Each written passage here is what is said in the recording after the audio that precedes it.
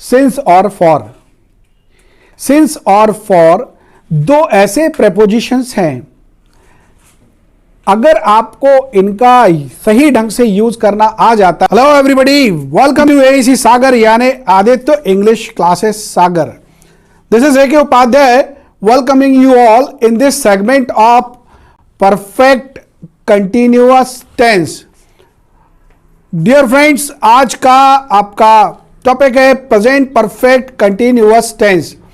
Present perfect continuous tense में मैं आपको बताना चाहूंगा, जब हमने टेंस की कैटेगरीज की तो आपको बताया था तीन कैटेगरी। एक कैटेगरी में केवल कंटिन्यूअस के सेंटेंस बनते हैं, प्रेजेंट, पास्ट और फ्यूचर कंटिन्यूअस। दूसरी कैटेगरी परफेक्ट की होती है, प्रेजेंट परफेक्ट, पास्ट परफेक्ट और फ्यूचर परफेक्ट की। इसके अलावा प्रेजेंट इंडेफिनिट, पास्ट इंडेफिनिट और फ्यूचर इंडेफिनिट, ये तीसरी कैटेगरी होती है। इस तरह से हमने टेंस को थ्री कैटेगरीज में डिवाइड किया था स्टार्टिंग में, और आपसे कहा था एक और कैटेगरी होगी जिसे हम डेवलप करेंगे अपनी दो कैटेगरी परफेक्ट और कंटिन्यूअस से, और उनको कंपाउंड फॉर्म में कहा जाएगा परफेक्ट कंटिन्यूअस टेंस। ओके, ये परफेक्ट कंटिन्यूअस टेंस क्या होता है? जिसमें परफेक्टनेस भी होती है और कंटिन्यूटी भी होती है। परफेक्टनेस से मतलब होता है पूर्णता, कोई भी काम पूरा हो गया, और कंटिन्यूटी से मतलब होता है कि चल रहा है। तो परफेक्ट कंटिन्यूअस में दोनों का कॉम्बिनेशन है। यह कैसे संभव है? भाई, मैंने आपसे कहा मैं आपको सिखा रहा हूं, मैं आपको सिखा रहा हूं, मतलब ये एक्शन सिर्फ अभी चल रही है, और मैं आपको 3 महीने सिखा चुका हूं, मतलब एक्शन 3 महीने चल चुकी है। तो जब मैं सिखा रहा हूं तो सिर्फ कंटिन्यूअस कहलाता है, और जब मैं ये कहता हूं कि मैंने आपको 3 महीने सिखा दिया है या सिखा चुका हूं, इसका मतलब यह है कि एक्शन 3 महीने पूर्ण हो चुकी है। तो वो परफेक्ट होता है जब एक्शन पूर्ण हो चुकी होती है, और जब चल रही है कि मैं आपको सिखा रहा हूं मतलब एक्शन अभी कंटिन्यू है। तो दोनों में फर्क क्या है? एक कंटिन्यूअस है, एक परफेक्ट है। और अब हम शुरू करने जा रहे हैं परफेक्ट कंटिन्यूअस। तो परफेक्ट कंटिन्यूअस में दोनों चीजें आ जाएंगी। कैसे आएंगी? देखिए, आपको एग्जाम्पल बताता हूं। मैं आपको पिछले 3 महीने से सिखाता आ रहा हूं, इसका मतलब यह हुआ कि 3 महीने तो एक्शन कंप्लीट हो चुकी है। मैंने बोला ना समय बता देने से, कि मैंने कहा 3 महीने से, यह समय बता दिया, मैं 3 महीने से आपको सिखा रहा हूं, मतलब 3 महीने तो एक्शन के कंप्लीट हो चुके हैं, और सिखा रहा हूं मतलब एक्शन अभी भी क्या है? कंटिन्यू है। तो समय का ही इसमें विशेष ध्यान रखा जाता है कि यह एक्शन किस समय से चल रही है, तभी यह सेंटेंस परफेक्ट कंटिन्यूअस में आएगा। अगर आपने यह नहीं बताया कि एक्शन कब से शुरू हुई थी, कब से चल रही है, कितना समय हो चुका है, तो फिर यह सेंटेंस परफेक्ट कंटिन्यूअस में नहीं कहलाएगा। कब कहलाएगा? मैंने कहा जब आप बताएंगे कि यह एक्शन कितने समय से चलती आ रही। मैंने कहा मैं आपको 3 महीने से सिखाता आ रहा हूं, मतलब 3 महीने का समय निकल चुका है और अभी भी एक्शन क्या है? कंटिन्यू है। तो कैसे बोलेंगे? I have been teaching you for 3 months. I have been teaching you for 3 months. मैं आपको 3 महीने से सिखलाता आ रहा हूं। अब देखते हैं सेंटेंस बनाने के लिए क्या करना पड़ेगा। सेंटेंस फॉर्मेशन के लिए हमें 2 चीजों की जरूरत है। चूंकि इसका नाम है परफेक्ट कंटिन्यूअस। परफेक्ट में दोस्तों आप जानते हैं सब्जेक्ट के बाद हैव एज हेड लगता है, हैव एज हेड लगता है। और कंटिन्यूअस में आपको मालूम है मेन चीज होती है वर्ब का आईएनजी फॉर्म। और इसके अलावा कंटिन्यूअस में जो हेल्पिंग वर्ब लगती है वो क्या लगती है? कंटिन्यूअस में हेल्पिंग वर्ब लगती है एमएसआर, वॉज वर, मतलब बी टाइप वर्ब्स लगती हैं। ओके, तो सेंटेंस कैसे बनेगा? मैंने आपसे कहा कि मैं आपको 3 महीने से सिखलाता आ रहा हूं, तो दोनों बातें लाइए आप। कौन सी दोनों बातें लाइए? परफेक्ट का सब्जेक्ट के बाद आपको हैव हैज रखना है।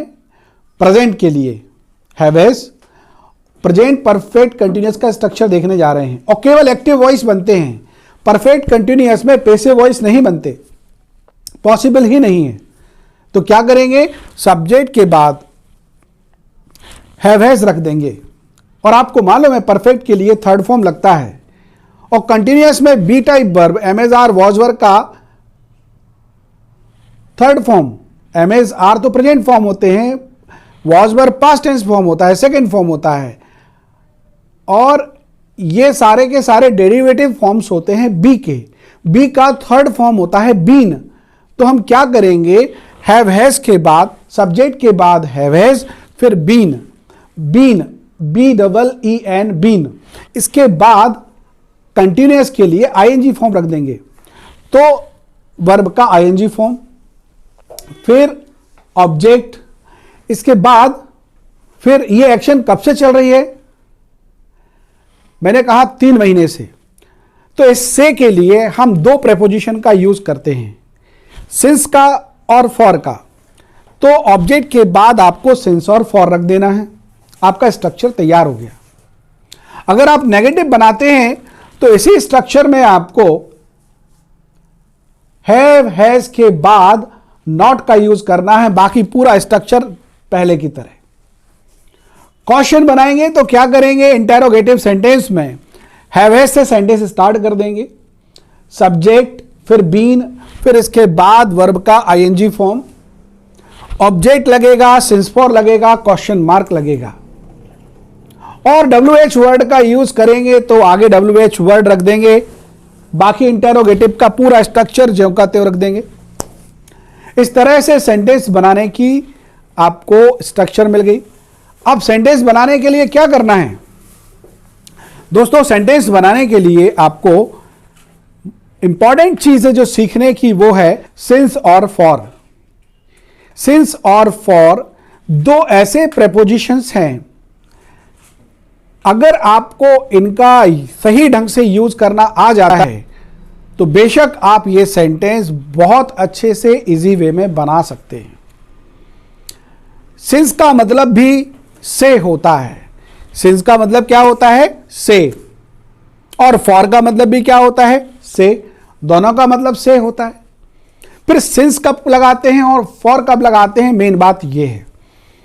तो यहां मैं आपको पॉइंट करना चाहूंगा कि सिंस जो है वो बिगिनिंग टाइम के लिए लगता है, स्टार्टिंग टाइम के लिए लगता है, स्टार्टिंग पॉइंट होता है किसी भी एक्शन का। जैसे मैंने आपसे कहा, मैं आपको 1 जुलाई से पढ़ा रहा हूं, 1 जुलाई, तो वो स्टार्टिंग पॉइंट है, स्टार्टिंग डेट है। जब एक्शन शुरू हुई वो स्टार्टिंग डेट मैंने आपको बता दी, या वो स्टार्टिंग टाइम मैंने कहा 11 बजे से पढ़ा रहा हूं, तो 11 बजे क्या हो गया, आपका स्टार्टिंग टाइम हो गया। तो उस कंडीशन में आप सिंस का यूज करोगे जब एक्शन शुरू होती है वो समय।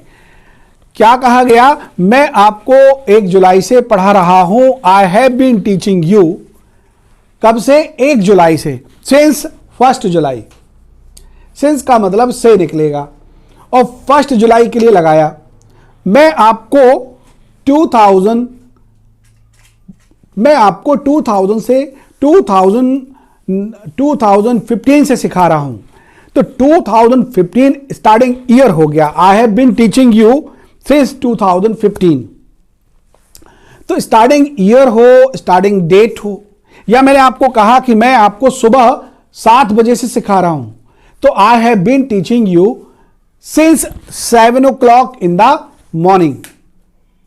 ऑलराइट, क्यों मैंने सिंस का यूज करवाया, क्योंकि सिंस जो है वो बिगिनिंग टाइम को बतलाता है, स्टार्टिंग टाइम को बतलाता है।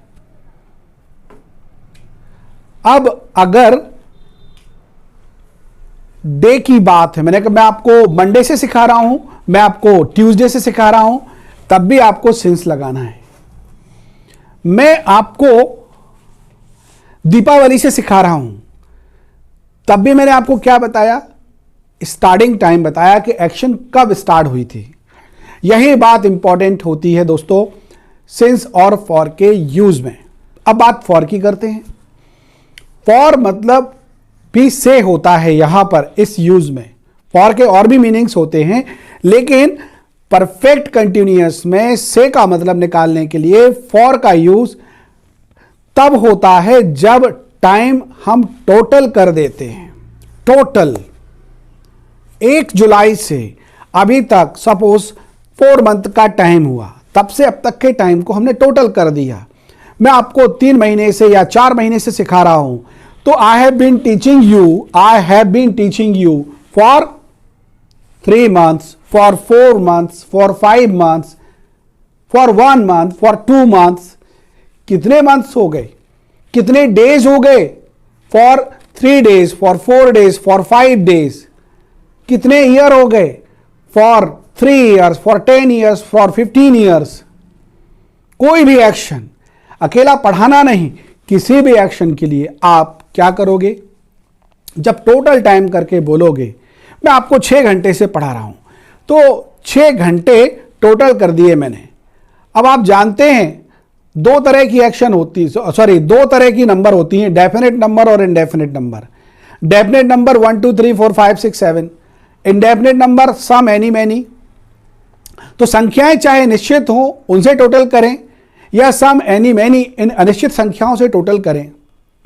मैं आपको कुछ दिनों से पढ़ा रहा हूं। I have been teaching you for some days. मैं आपको कई दिनों से पढ़ा रहा हूं, सिखा रहा हूं। I have been teaching you for many days.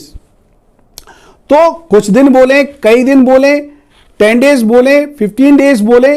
अगर आपने टोटल किया है, चाहे आपने डेफिनेट नंबर से टोटल किया हो या इनडेफिनेट नंबर से टोटल किया हो, जब आप बात करेंगे टोटल टाइम की, तो आपको क्या लगाना पड़ेगा?